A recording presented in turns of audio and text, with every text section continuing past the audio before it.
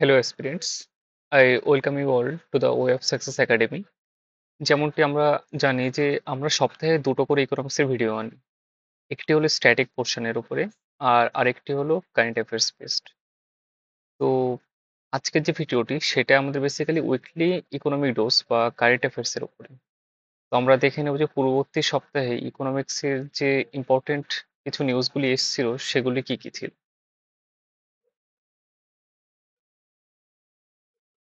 যেমনটি তোমরা দেখতে পাচ্ছ যে রিসেন্টলি একটা নিউজ এসছে, এটা ডিডি নিউজে যেমন কভার করেছিল যে CPI inflation at 2.10% in June 2025। তো ভারতবর্ষের যে কনজিউমার প্রাইস ইন্ডেক্স সেটি আপাতত অনেকটাই কমে এই মাসে কত সে দাঁড়িয়েছে 2.10, যেটা কি পূর্ব 6 বছরের সব থেকে নিম্ন। যেমন তোমরা সবাই জানি যে কোভিড এর সময় যে আমাদের যে ইনফ্লেশন সেটা যথেষ্ট বেড়েছিল এবং পরবর্তীকালে সেটা কমতে কমতে এখন কত থেকে দাঁড়িয়েছে 2.10% ইন জুন। এবারে কনজিউমার প্রাইস ইন্ডেক্স কি সেটা আমরা দেখব। It measures how the prices of daily use goods and services change over time. এটি সাধারণত কি বলে consumer, CPI, C for consumer, right? এটা একটা অ্যাক্রোনিমের মতো মনে রাখতে পারো। আমরা যে সাধারণ মানুষ আমরা যেসব জিনিসপত্রগুলো কেনা কেনা বেচা করি, বেসিক্যালি যে পরিষেবাগুলি, সেগুলিকে যে মেজারমেন্ট করা হয় যে সেগুলোর মূল্য বৃদ্ধি কেমন করে হচ্ছে সেটা কনজিউমার প্রাইস ইন্ডেক্সের আন্ডারে করা হয়। যেমন আহ, তুমি বাজারে কোনো একটা সবজি কিনছো, সেটা 1 বছর আগে কত দাম ছিল আর এবছর সেটির কত দাম হলো, আর মাঝের যে ডিফারেন্সটা সেটা কনজিউমার প্রাইস ইন্ডেক্সে দ্বারা নির্ণয় করা হয়। এবার কনজিউমার প্রাইস ইন্ডেক্স কি রিলিজ করে? সেটি রিলিজ করে সিএসও, সেন্ট্রাল স্ট্যাটিস্টিক্স অফিস। কোন মিনিস্ট্রি আন্ডারে পড়ে এই ডিপার্টমেন্টটা? মসপি বা ministry of statistics and programme implementation. এবারে আমরা পরবর্তী স্লাইডে কনজিউমার প্রাইস ইন্ডেক্স এবং ডব্লিউপিআই এর ডিফারেন্সটা দেখবো। আর একটু যেটা বলে রাখি সেটা হলো যে কনজিউমার প্রাইস ইন্ডেক্সের যে অফিসিয়াল বেস ইয়ার সেটা খুব এক্সামে জিজ্ঞাসা করা হয়, সেটা হলো 2012 সাল। আর ডব্লিউপিআই যেটা সেটার কত 2011 থেকে 12। বেস ইয়ার শব্দটির মানেটা কি? বেস ইয়ার শব্দটির মানে হলো এই যে কোনো একটা পার্টিকুলার প্রোডাক্ট বা সার্ভিস, মনে করো একটা সার্ভিস, যেমন আমরা ডাক্তার দেখাতে যাই, ডাক্তার দেখাতে 2012 সালের তুলনায় আজকে 2025 সালে তুলনামূলকভাবে কত বেশি টাকা আমাদেরকে পে করতে হয়, সেই বিষয়টা আমরা কিসের মাধ্যমে দেখি? কনজিউমার প্রাইস ইন্ডেক্সে একটা অ্যাভারেজ ডেটা সে প্রোভাইড করে আমাদের। এখানে এই ছবিটাতে দেখতে পাচ্ছ যে WPI is related with producer two wholesaler. Producer কারা? যেসব বড় বড় কোম্পানি, স্টিলের কোম্পানি বা বড় একটা ব্যাভারেজ কোম্পানি, এইসব কোম্পানিগুলো সে যখন একটা হোলসেলারকে কিছু একটা বিক্রি করছে, সে বিক্রি সে যে দামে করছে সেটা ডব্লিউপিআই এর আন্ডারে পড়ে। রিটেইলার মানে কোনো একটা ছোট একটা বিক্রেতা, কোনো একটা তোমার পাড়ার কোনো একটা ছোট্ট একটা দোকান, সে তোমাকে অ্যাজ অ্যান কনজিউমার যে দামে কোনো একটা জিনিস বিক্রি করে সেটা আসে কিসের আন্ডারে? সিপিআই।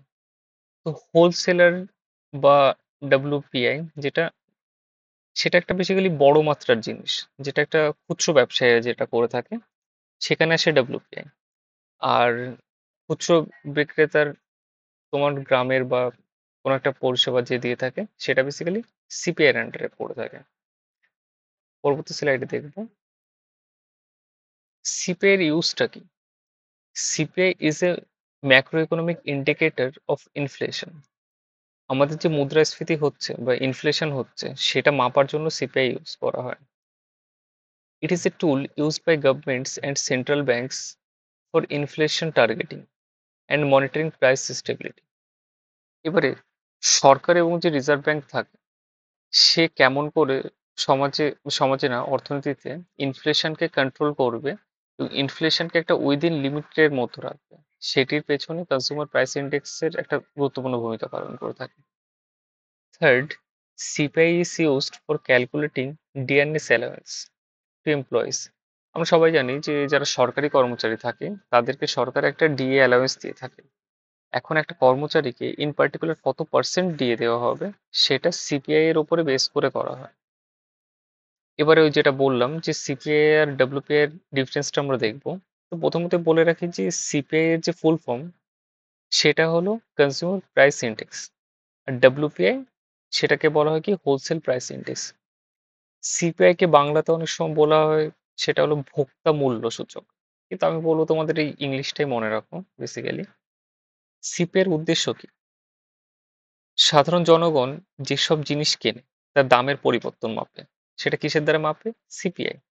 সেরকমই পাইকারি বাজারে যে পণ্যের দামের পরিবর্তন মাপে সেটা মাপে কি? ডব্লিউপিআই। এবারে যদি বলি যে কোন ধরনের জিনিসপত্র, তাহলে সিপিআই মাপে কি? খাবার, জামা কাপড়, বা কোন একটা জিনিসের ভাড়া সেটা কতটা বাড়ছে বা কমছে, আমাদের যে স্বাস্থ্য ব্যবস্থা সেখানে। আর ডব্লিউপিপিআই তে কি, যেমন মনে করো কাঁচামাল থাকে, জ্বালানি বা শিল্পজাত পণ্য যেগুলো বেসিক্যালি ইন্ডাস্ট্রিয়াল প্রোডাক্ট থাকে সেগুলো।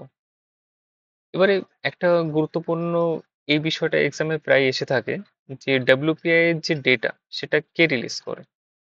ডব্লিউপিআই এর data is released by office of economic adviser.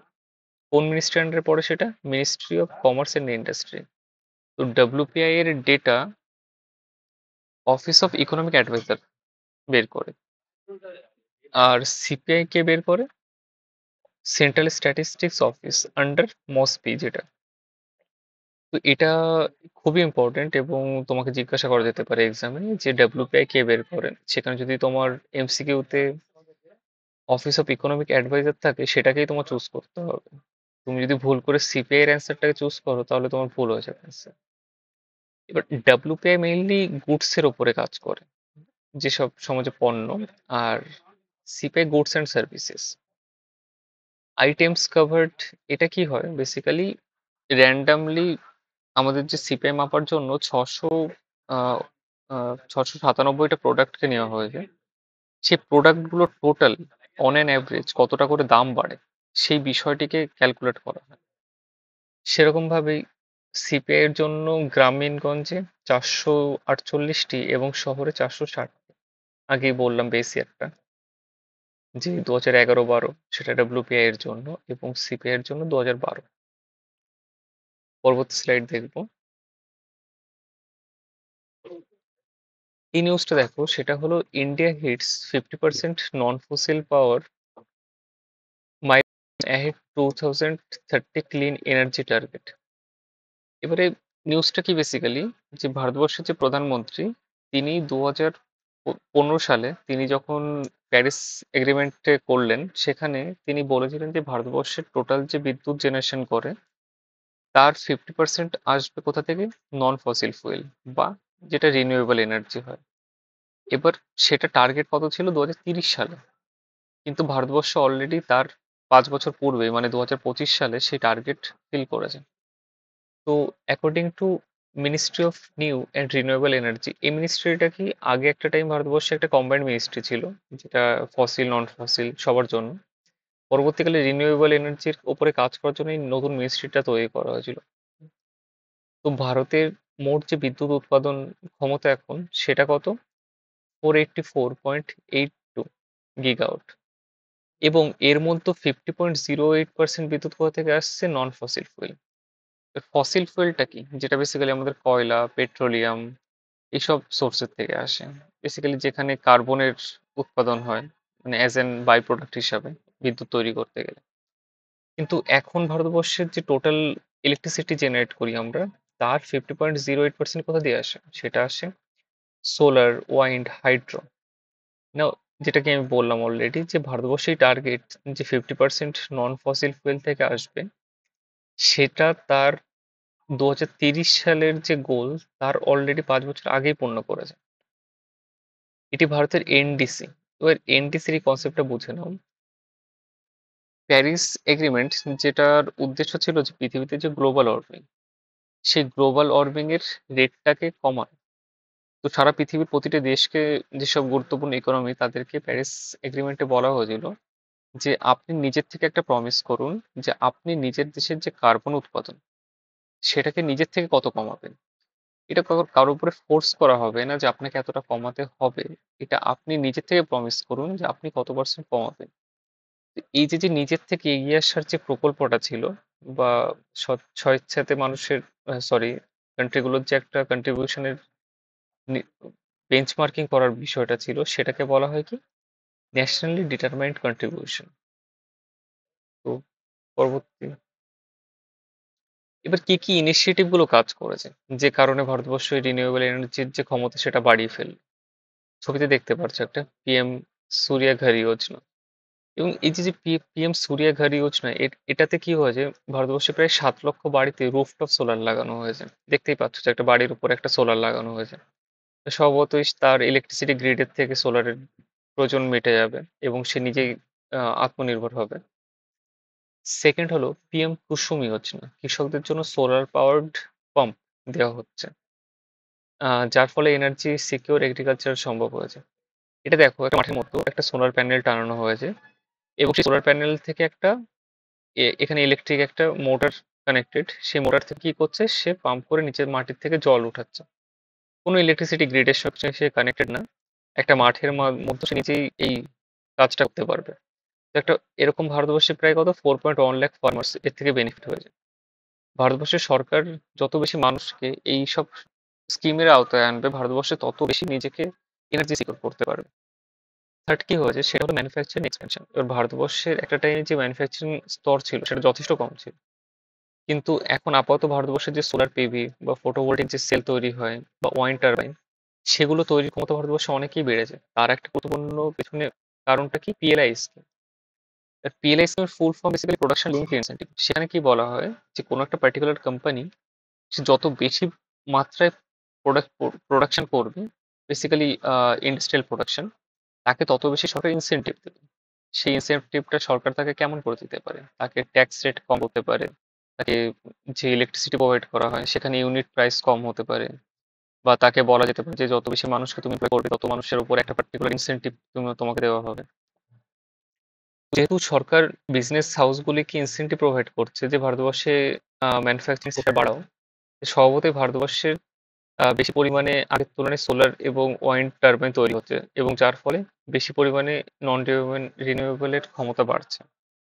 সেরকমই ভারতবর্ষে যে এফডিআই বা foreign direct investment policy renewable এনার্জির উপরে, সেটি এখন 100% করা হয়েছে এবং অটোমেটিক রুটের মাধ্যমে করা হয়েছে।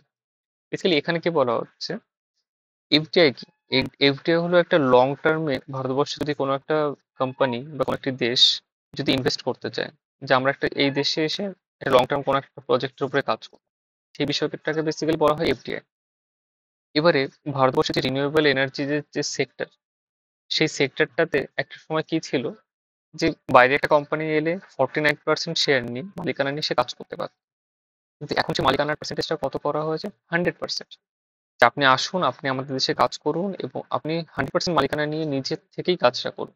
আপনাকে এটা ফোর্স করা হবে না যে আপনি আমাদের দেশে এসে কোনো একটা গভর্নমেন্ট বা নন গভর্নমেন্ট কোনো একটা সংস্থার সঙ্গে পার্টনারশিপে ব্যবসা করুন। এবং আপনাকে অটোমেটিক রুটের মাধ্যমে করা হচ্ছে। প্রথমে কি হতো যে যখন কোনো একটা কোম্পানি আমাদের দেশে আসতো তাকে যথেষ্ট রেগুলেশনের মধ্য দিয়ে যেতে হতো। এখন সেই রেগুলেশনটা অনেকটা সিঙ্গেল উইন্ডো করা হয়েছে। তো যথেষ্ট অটোমেটিক রুটের মাধ্যমে তাড়াতাড়ি হয় কমপ্লিট যে পেপার ওয়ার্কগুলো। এবং ফিফথ কি একটা কারণ, সেটা হলো ভাইবিলিটি গ্যাপ ফান্ডিং।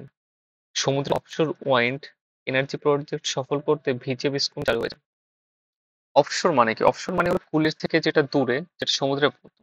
তো বেসিক্যালি সমুদ্রের মধ্যে যে ওয়াইন্ড এনার্জি যে পাম্পগুলো, এবার সেই পাম্পগুলো বেসিক্যালি খুব কস্টলি। এবার দেখা গেল যে কোনো একটা কোম্পানি এসে ভারতবর্ষে এসে ঠিক করলো, সেটা ভারতের কোম্পানি হতে পারে বাইরেরও হতে পারে, সে ঠিক করলো যে আমি একটা ওয়াইন টারবাইন নিয়ে করবো এবং সেটা কোথাও অফশোর এবং সেটা যথেষ্ট এক্সপেন্সিভ অ্যাজ ইউজুয়াল। এবার তার যদি প্রজেক্টের কস্ট 20,000 কোটি টাকা থাকে, তো দেখা গেল যে কোম্পানিটা কাজ করছে কিন্তু লাস্ট 3,000 কোটি টাকা কোম্পানিটার কাছে এখন শর্টফল হচ্ছে, যার কারণে প্রজেক্টটা আটকে রয়েছে। তখন গভর্নমেন্ট কি বলবে, এই যে গ্যাপটা তৈরি হয়েছে না 3,000 কোটি টাকার, সেটার জন্য আমি তোমাকে টাকা দিচ্ছি, তুমি কাজটা করো এবং আমাকে ধীরে ধীরে টাকাটাকে মিটিয়ে দাও। বা সেই কোম্পানিটা ইন কেস যদি কাজটা ছেড়েও দেয়, তাহলে গভর্নমেন্ট সেটাকে টেক ওভার করতে পারবে ওই বাকি যে কাজটা। সেটা বেসিক্যালি এই ভাইবিলিটি গ্যাপ ফান্ডিং, যেটুকু যে পরিমাণে টাকা প্রাইভেট কোম্পানি ইনভেস্ট করতে পারছে না, সেই ফান্ডটাকে, গ্যাপটাকে ফুল করবে সরকার। তার পরবর্তী যে নিউজ দেখবো আমরা সেটা কি, নীতি আয়োগ একটা রিপোর্ট এনেছে কিসের উপর, US plus economic bunker buster bill will Donald Trump impose 500% tariff on countries importing oil from Russian. এবার আমরা সবাই জানি যে একটা পার্টিকুলার প্রায় গত 1-2 বছর হয়ে গেল যখন রাশিয়া সে ইউক্রেনকে আক্রমণ করেছিল। আই থিঙ্ক 3 বছর হয়ে গেল প্রায়। তো এরপরে রাশিয়া যথেষ্ট কম টাকাতে ভারতবর্ষকে তেল রপ্তানি শুরু করে, এবং ভারতবর্ষ তার টোটাল যে এনার্জি ইম্পোর্ট বা পেট্রোলের প্রায় মোর দ্যান 40% এখন রাশিয়া থেকে ইম্পোর্ট করে থাকে। এবং এই বিষয়টা স্বভাবতই আমেরিকার পছন্দ না একদম। তো ইউএস এর যে ট্রাম্প, সে যখন হোয়াইট হাউসে এলো তার আগে সে বলেছিল যে আমি হোয়াইট হাউসে আসার 1 সপ্তাহের মধ্যে যুদ্ধ আটকে দেবো। পরবর্তীকালে সে রাশিয়ান প্রেসিডেন্ট ভ্লাদিমির পুতিন তার সঙ্গে কথা বলার চেষ্টা করেছে, কিন্তু সে কোনোভাবে সফল হয়নি। তো ট্রাম্প বিং ট্রাম্প, সে এখন যথেষ্ট ক্রুদ্ধ এবং সে এখন বেসিক্যালি ভ্লাদিমির পুতিনের ওপরে একটা প্রভাব ফেলতে চায়, এবং সেটা খুব নেগেটিভ প্রভাব ফেলতে চায়। তার কারণে সে সে কাটসা বা সুইফট বিভিন্ন সিস্টেমের মাধ্যমে অলরেডি ইউএস রাশিয়াকে যথেষ্ট প্রভাবিত করার চেষ্টা করেছে, কিন্তু বেসিক্যালি ইউএসএ ফেল করেছে সেই প্রভাবটা আনতে। যার কারণে এখন কি করছে মার্কিন যুক্তরাষ্ট্র, রাশিয়ার থেকে যারা তেল আমদানি করছে সেই সব কান্ট্রি যেমন ইন্ডিয়া, চায়না, তাদেরকে প্রভাবিত করার চেষ্টা করছে। তো ট্রাম্প এখন নতুন একটা নির্দেশ দিয়েছে যে প্রায় 500% ট্যারিফ কোন একটা ইন্ডিয়ান কোম্পানির উপরে আনা যেতে পারে। এবার 500% ট্যারিফের মানেটা কি? বেসিক্যালি ভারতবর্ষ যদি কোনো একটা মোটর সাইকেল 1 লাখ টাকাতে আমেরিকাকে বিক্রি করে থাকে, তার উপরে যদি আমি বলি যে 20% ট্যারিফ, তার মানে বেসিক্যালি সেই মোটর সাইকেলটা 1,20,000 টাকাতে আমি বিক্রি করবো আমেরিকা। আর 500% ট্যারিফ মানে কি, 1 লাখ টাকার মোটর সাইকেলের উপরে আমি 5 লাখ টাকা ট্যারিফ বা শুল্ক নিচ্ছি। তো বেসিক্যালি ওই মোটর সাইকেলটার ইউএসএ তে স্টার্টিং প্রাইস কত হবে, 6 লাখ টাকার উপরে। তাকে যদি 1% লাভ করতে হয় তাহলে সেটাকে 6,01,000 করতে হবে। তো এনিওয়ে, এটা হলো টোটাল ব্যাকগ্রাউন্ড স্টোরি। এবার নীতি আয়োগ যে একটা নতুন রিপোর্ট এনেছে সেটাতে কি বলছে, যে ইউএসএ 500% যে ট্যারিফ যে প্রস্তাবনাটা এনেছে, তাতে ভারতবর্ষে যথেষ্ট খারাপ অবস্থাতে কিছু সেক্টর যাবে, কিন্তু কিছু সেক্টর আছে যেগুলো বেটার পারফর্ম করবে। সেগুলো কি, অ্যাপারেল মানে টেক্সটাইল, যেটা ফার্মাসিউটিক্যাল, আইটি, এই যে যে পরিষেবাগুলি সেগুলোতে অ্যাকচুয়ালি বেটার হবে। কারণ ভারতবর্ষ এই পার্টিকুলার সেক্টরগুলোতে চীনের থেকে বেটার কন্ডিশনে রয়েছে। চীনে কি, চীনে একটা টাইম যথেষ্ট ইজিলি লেবার পাওয়া যেত, তাদেরকে খুব কম টাকার মাধ্যমে তাদের মজুরিতে পাওয়া যেত। এখন সেটা লেবার ইন্টেন্সিভ যে সেক্টরগুলো, যেমন ফার্মাসিউটিক্যালি প্রচুর পরিমাণে লেবার দরকার, সেরকম ভাবে টেক্সটাইলে, সেই সব সেক্টরগুলিতে ইন্ডিয়ার পারফরমেন্স বেটার, কম্পিটিটিভ অ্যাডভান্টেজ আছে ইন্ডিয়ার। কিন্তু কিছু সেক্টর আছে যেমন স্টিল, ইলেকট্রনিক্স, এগুলিতে ভারতবর্ষের ক্ষতি হবে, কারণ ইউএসএ তার যে ইম্পোর্ট, ফর এক্সাম্পল আইফোন, এটা সে চেষ্টা করবে ভিয়েতনামের থেকে নিতে, নট ইন্ডিয়া। কারণ ভিয়েতনামের যথেষ্ট সুবিধা হবে তাদের পক্ষে আনতে, কম, ভিয়েতনাম কম ট্যারিফের মাধ্যমে সেখানে পৌঁছাতে পারে ইউএসএ। তো নীতি আয়োগ কি বলছে যে কি পলিসি মেজার্স ইন্ডিয়াকে অ্যাডপ্ট করতে হবে, সেটা হলো shift focus from US to alternative markets like EU, Asian, middle east, Africa. তো ভারতবর্ষের যে রপ্তানি করে পৃথিবীর বিভিন্ন দেশে, ভারতবর্ষকে ইউএস ফোকাসড রপ্তানি করলে হবে না, তাকে অল্টারনেটিভ মার্কেট দেখতে হবে। কোথায়? ইইউ, যেটা ইউরোপিয়ান ইউনিয়ন, আসিয়ান, যেটা আমাদের যে সাউথ ইস্ট এশিয়ার যে কান্ট্রিগুলো, যে ইকোনমিক ব্লকটা আসিয়ান, মিডল ইস্ট, মধ্যপ্রাচ্য, আফ্রিকা, এইসব দেশগুলো, এইসব কন্টিনেন্ট বা এইসব সাবকন্টিনেন্ট গুলোকেও ভারতবর্ষের নিজের রপ্তানি করতে হবে। Promote high value sectors like pharmaceutical, specialities, chemical, engineered goods. দেখো, কৃষিকাজের জিনিসপত্র আমরা রপ্তানি করি, আবার আমরা আইফোন রপ্তানি। কৃষিকাজের জিনিসপত্র কি, আমরা টন টন জিনিস পাঠাবো কিন্তু সেটার ভ্যালু খুবই কম বা মূল্য কম, বা বাজারে তার প্রাইস কম, কিন্তু একটা আইফোনের প্রাইস অনেক বেশি। তো আমাদেরকে চেষ্টা করতে হবে যে হাই ভ্যালুর যে প্রোডাক্ট, যেমন ইঞ্জিনিয়ারিং গুডস বা স্পেশাল কোনো কেমিক্যাল, তো এইসব টাইপের হাই ভ্যালু জিনিসগুলোকে রপ্তানি করে। তার জন্য ভারতবর্ষের সভাপতি R&D তে বিনিয়োগ করতে হবে, যাতে ফিউচারে ইন্ডিয়া হাই ভ্যালু প্রোডাক্ট তৈরি করতে পারে। সেরকম ভারতবর্ষে যে মেক ইন যে স্কিমটা, সেটাকে একটা ব্র্যান্ডিং তৈরি করতে হবে। যেমন আমরা যে কোনো প্রোডাক্ট যদি মার্কেটে তুলে দেখি, সেখানে অলমোস্ট লেখা থাকে যে মেড মেড চায়না। সেরকম ভারতবর্ষের একটা মেক ইন ইন্ডিয়া বা মেড ইন ইন্ডিয়া এই যে একটা স্ট্যাম্প, এই যে একটা ব্র্যান্ডিং, সেটাকে গ্লোবাল করতে হবে, আরো বেশি পরিমাণে আমাদের জিনিস প্রোডাক্ট প্রডিউস করতে হবে। গ্লোবাল সার্টিফিকেশন দরকার আমাদের। সারা পৃথিবীতে আমাদের প্যাটেন্ট নিয়ে আসতে হবে, ট্রেডমার্ক করতে হবে নিজের বিজনেসটাকে, নিজেকে রক্ষা করার জন্য। এর ফলে ইন্টারন্যাশনাল যে কাস্টমার বেস, তাদেরকে একটা আস্থা তৈরি করা সম্ভব যে আমাদের দেশের প্রোডাক্টের এতটা market value. Fourth, expand support for IT service apparel এবং ফার্মাসিউটিক্যাল। ভারতবর্ষ, যেটা আমি অলরেডি বললাম, যে চীনের থেকে কম্পারেটিভলি অ্যাডভান্টেজ আছে এই পার্টিকুলার সেক্টরগুলি। যেমন আইটি, ভারতবর্ষ যদি সার্ভিস তৈরি করে, যেমন আইটি সেক্টরে সফটওয়্যার তৈরি করে থাকে, তাহলে সেটা যথেষ্ট চিপ হয় চায়নার তুলনায়। টেক্সটাইল বা ফার্মাসিউটিক্যাল, তো ভারতবর্ষকে এই পার্টিকুলার সেক্টরগুলি থেকে আরো ইনভেস্ট করতে হবে এবং বেটারমেন্ট করা দরকার। সেরকমই engage in bilateral talks alliance with like-minded nations for trade concessions. ভারতবর্ষের যে একই রকম মন মানসিকতার যে দেশগুলি, যেমন জাপান বা এদিকে ব্রাজিল, যেসব ব্রিক্স কান্ট্রি, এইসব দেশগুলোকে নিজেদের মধ্যে একটা ট্রেড টক করা দরকার, যাতে ভারতবর্ষের একমাত্র ফোকাস ইউএস এর উপরে না থাকে, বাকি জায়গাতে ভারতবর্ষ যেন নিজের ট্রেডটাকে ডাইভ করতে পারে। এবং লাস্ট পয়েন্ট, সেটা হলো অফার ইনসেনটিভ এবং ইজিয়ার ক্রেডিট। সরকারের উচিত তার ইনসেন্টিভ প্রোভাইড করা ভারতের যে এক্সপোর্ট করে, যেসব এক্সপোর্টার তাদেরকে। তো এই ছিল আমাদের টোটাল আজকের যে নিউজ। প্রথম নিউজটা আমরা কিসের উপর দেখলাম? প্রথম আমরা দেখলাম কি, যে ভারতের যে কনজিউমার প্রাইস ইন্ডেক্স, সেটা বর্তমানে মাত্র 2.10% দাঁড়িয়েছে, যেটা কিনা গত 6 বছরে সব থেকে কম। সেকেন্ড আমাদের কি নিউজ ছিল, সেটা হলো যে ইন্ডিয়া তার টোটাল যে এনার্জি জেনারেট করে, তার 50% প্লাস অলরেডি সে নন ফসিল ফুয়েল থেকে করতে স্টার্ট করেছে। তাই আমাদের কি ছিল নিউজ, যে নীতি আয়োগ নতুন একটা রিপোর্ট বের করেছে যে ট্রাম্প যদি তার 500% ট্যারিফ আনে, তাহলে সেটার উপরে কি করে ভারতবর্ষ নিজেকে মেক ওভার করবে, সেটার উপরে। তো এটাই আজকে টোটাল নিউজ। পরবর্তী সপ্তাহে আমরা আবার নতুন কারেন্ট অ্যাফেয়ার্স উপরে ডেসক্রিপটিভ নিউজ আনবো। তো আমাদের এই নতুন চ্যানেলটিকে আপনারা সাবস্ক্রাইব করবেন এবং আপনার বেল নোটিফিকেশন অন করবেন, এবং আমাদের স্টাডি গ্রুপের আপনি লিংক পাবেন নিচে কমেন্ট বক্সে, সেটাকে প্লিজ আপনি জয়েন করবেন। সেখানে আমরা ডেইলি পিডিএফ প্রোভাইড করে থাকি। Thank you all.